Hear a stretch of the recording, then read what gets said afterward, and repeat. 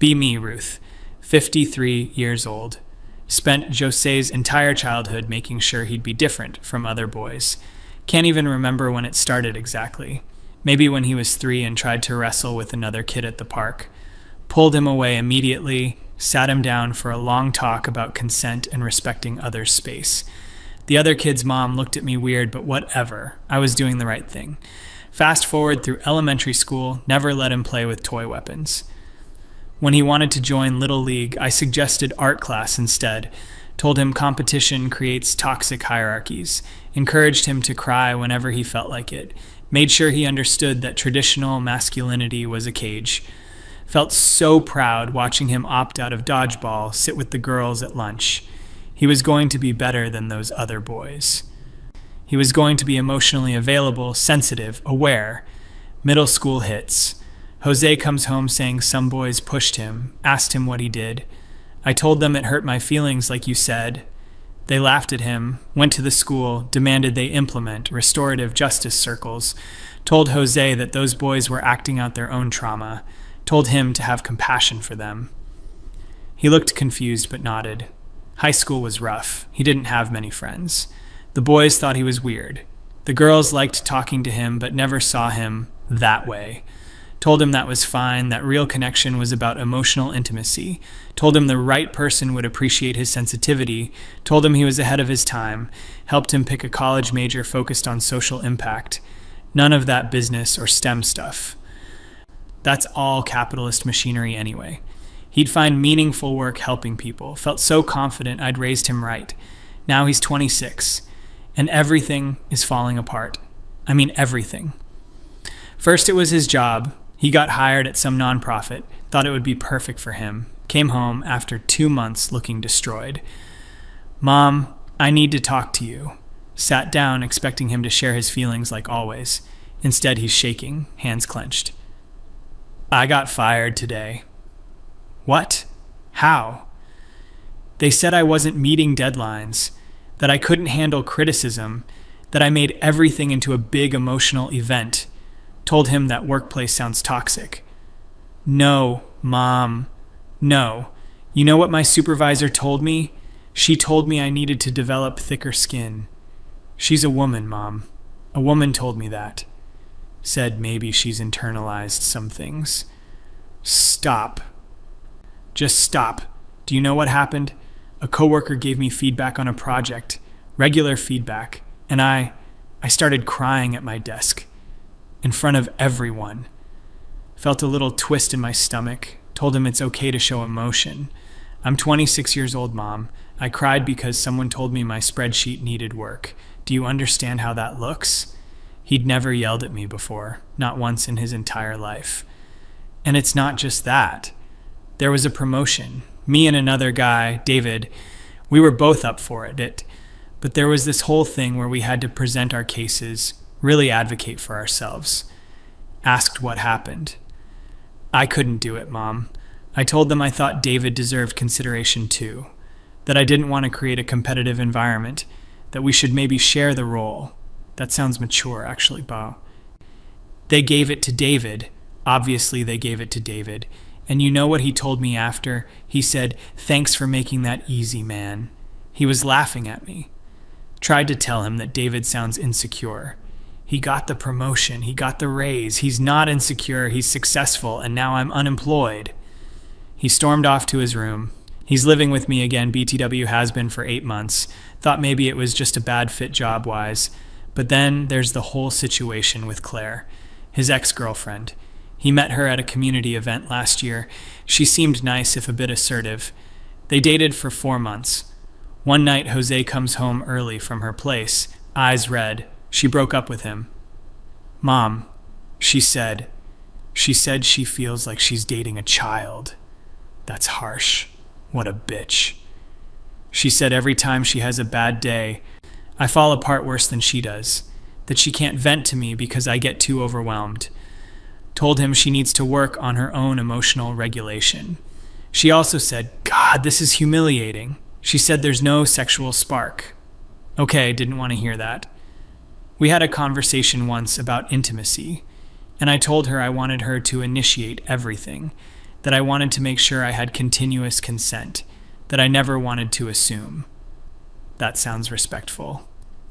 She said it made her feel like I was terrified of her, like she was some kind of predator. She said she wanted me to actually want her, to show it, to just be a man about it. Those words hit different. Be a man. Told him she's been conditioned by patriarchy. You always say that. Everything is patriarchy. You know what else she said? She said her friends asked what she saw in me, that when we're out, I let everyone talk over me, that I apologize for things that aren't my fault, that one time when a guy was clearly hitting on her in front of me, I just stood there. What was he supposed to do? Fight him? Something, Mom. Anything. Tell the guy to back off. Put an arm around her. Literally anything except what I did, which was wait quietly until she handled it herself. He was pacing now. She said dating me is exhausting because she has to be the man and the woman in the relationship. Tried to say that's heteronormative thinking. I don't care. I don't care about the theory, Mom. I care that I'm alone. Again. Every girl I've dated has left me for the same reasons. He wasn't wrong. There was Sarah before Claire, and Maya before that. Both lasted less than 3 months. Both ended similarly. The next few weeks were tense.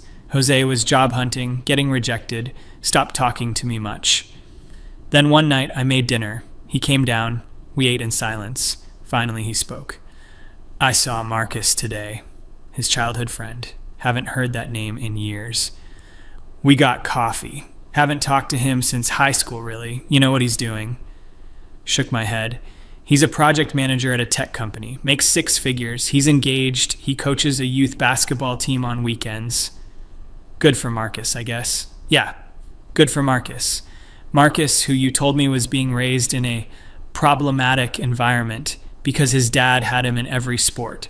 Marcus, who you said was being forced into a masculine mold. Oh no. He seemed happy, Mom. Confident. And you know what happened while we were catching up? Afraid to ask. The barista got his order wrong, just brought him the wrong size, and he just politely but firmly told her. Got it fixed. No big deal. Okay? I realized I would have just drank the wrong size. I would have convinced myself it was fine, because you taught me that asserting myself was aggressive. Tried to interrupt, but he held up his hand. When we were kids and he'd win at games, you'd pull me aside and tell me winning isn't important. That collaboration matters more than competition. Competition can be toxic. And now he's winning at life, Mom. And I'm losing. I'm losing at everything. His voice cracked. But this time, not in the sensitive way I'd taught him. In a furious, broken way. Weeks passed. He got a new job, finally. Office admin role. Overqualified, but he needed something. Thought things might improve. They didn't. Came home 3 weeks in. Threw his bag down. There's a guy at work, Trevor. He's 23. 3 years younger than me. Already didn't like where this was going. He started the same day as me, same position, but he's already basically running team meetings. People listen to him. The boss loves him. Some people are just charismatic. He's not smarter than me, Mom. I know he's not. But when he talks like he's sure, even when he's wrong, and people respect it. And me, I was in a meeting yesterday. I had an idea, a good idea.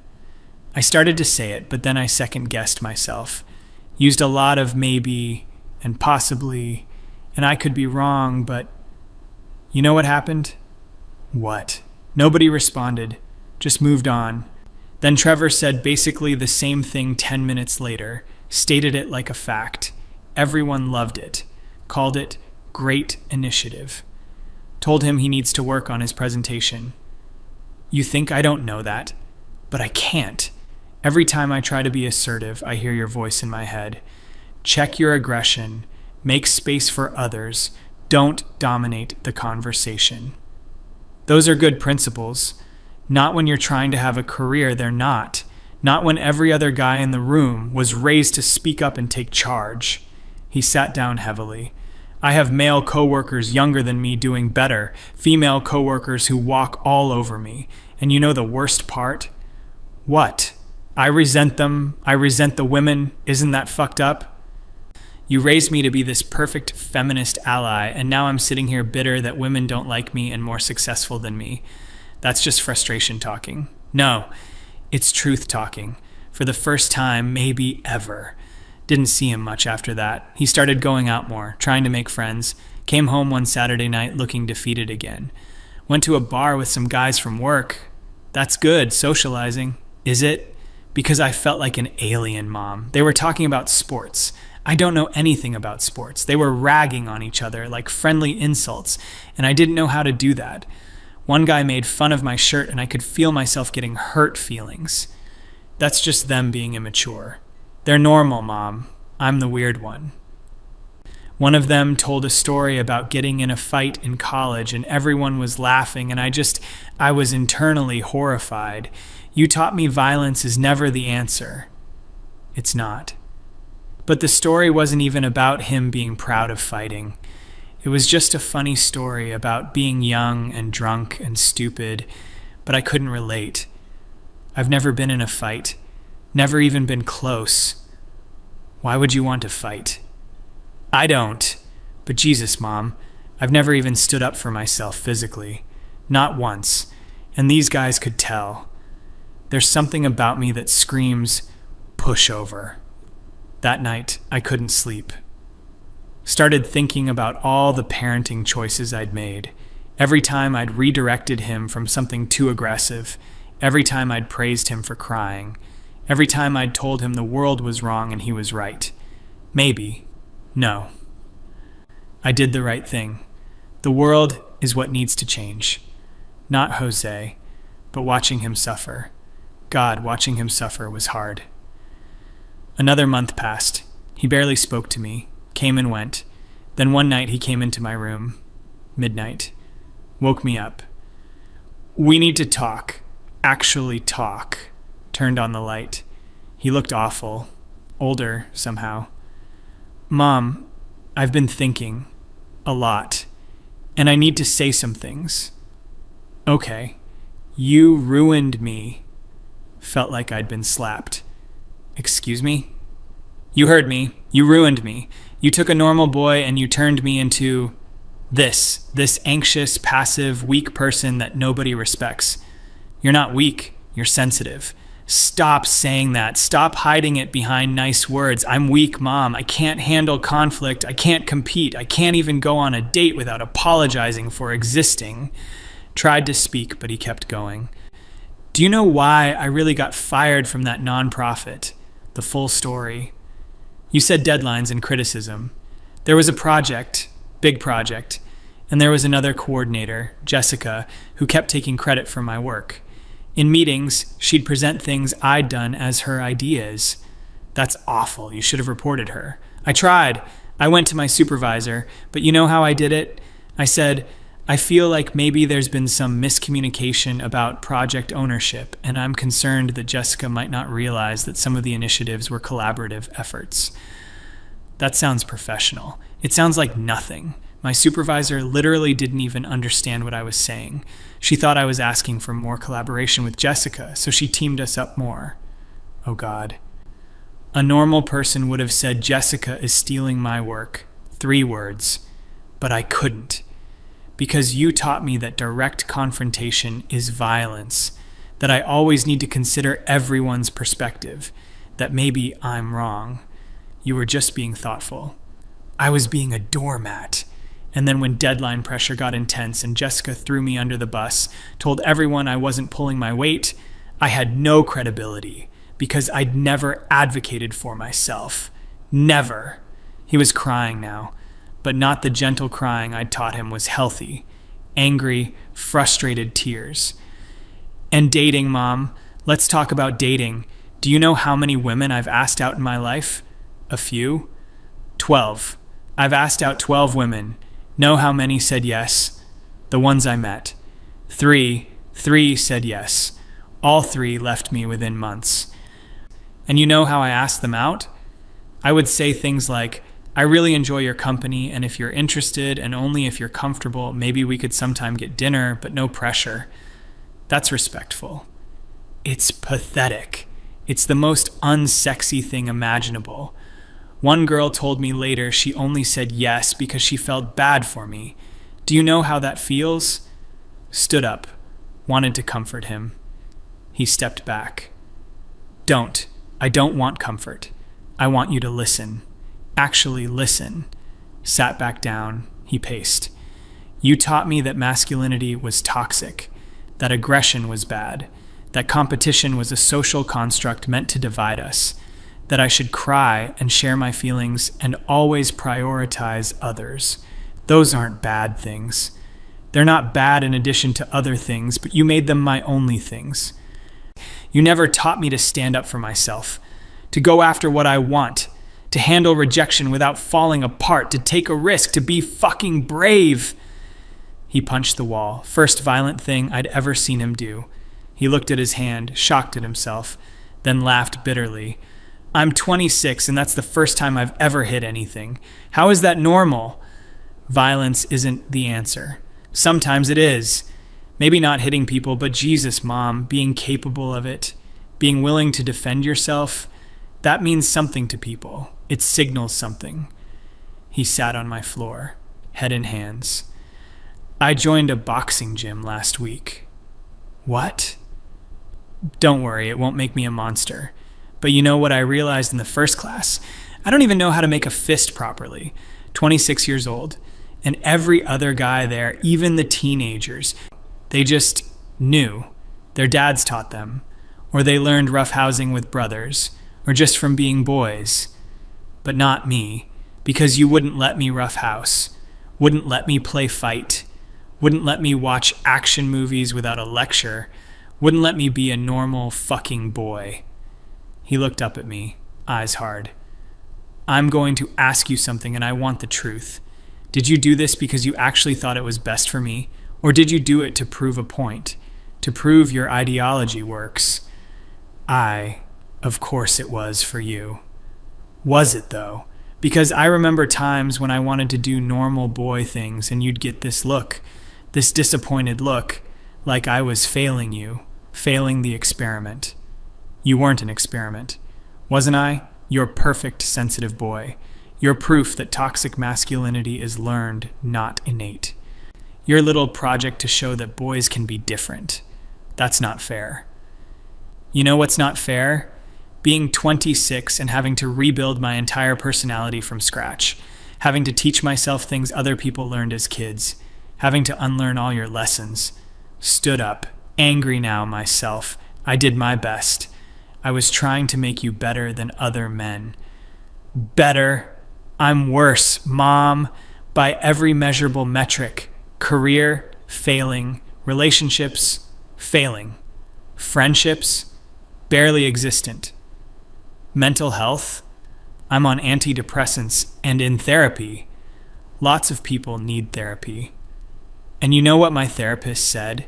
After months of sessions, she said I need to work on boundaries, on assertiveness, on not making myself small, on accessing my anger in healthy ways. She's teaching me the opposite of everything you taught me. She doesn't understand. She has a doctorate and 20 years of experience. You have good intentions and an ideology. Who should I trust? That hurt. He saw it hurt. Didn't care anymore. Here's what's going to happen, Mom. I'm moving out. Found a roommate situation, cheaper than getting my own place, but I need out of here. You don't have to leave. I do, because every day here I'm reminded of what you made me. I look at the books you read to me, the toys you let me have, the activities you chose, and I get angry. Angrier than I knew I could be. And another thing, I'm done talking to you about my feelings. Done asking your advice. Done letting you tell me how the world should work. I'm your mother. You're the person who crippled me. Emotionally, socially, professionally. You meant well. I really believe you meant well, but you crippled me anyway. He headed for the door, turned back. You wanted to raise a man who wasn't like other men. Congratulations. You did it. And I'm miserable. I'm lonely. I'm unsuccessful. I'm exactly what happens when you raise a boy to opt out of masculinity while every other boy is learning to navigate it, use it, moderate it themselves. They learn to be men and then refine it. I never learned the basics, and now I'm so far behind I don't know if I'll ever catch up. Left me there, sitting in the dark. Next few weeks he packed. Barely spoke. Move out, day came. Some guys from his boxing gym helped him. They were polite to me, but I could see them looking at Jose different, like they were proud of him for leaving, like I was the problem. After he left, I went through old photos. Jose at 5, wearing the pink shirt he wanted, me beaming with pride. Jose at 8, at art class instead of soccer. Jose at 12, crying at a movie, me telling him it's beautiful to feel deeply. Jose at 16, no date to prom, me telling him he's too evolved for high school. Every photo I thought I was doing right. Every choice I thought was enlightened. Started reading different things, not my usual sources. Articles about boys struggling, studies about male development, perspectives I'd previously dismissed as patriarchal. Some of it was garbage, but some of it described Jose exactly. Boys who were taught that all their natural instincts were toxic, who became anxious and depressed, who couldn't function in a world that still valued assertion and competition, who fell behind their peers, who resented the ideology that shaped them.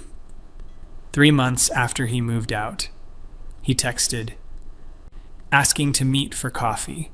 My heart jumped, said yes immediately, met at a neutral place. He looked different, more muscle from boxing, different haircut, sat down across from me, ordered his own coffee without the usual hemming and hawing. Mom, I'm not here to reconcile. Not yet. Maybe not ever in the way you want. Okay. But my therapist suggested I tell you how I'm doing, not to make you feel better, but for my own closure. Nodded. Just listened. I got a new job, sales position. It's uncomfortable every single day, but I'm doing okay, learning to advocate for myself, to compete. That's good. I'm seeing someone. Nicole, she's different from girls I usually go for.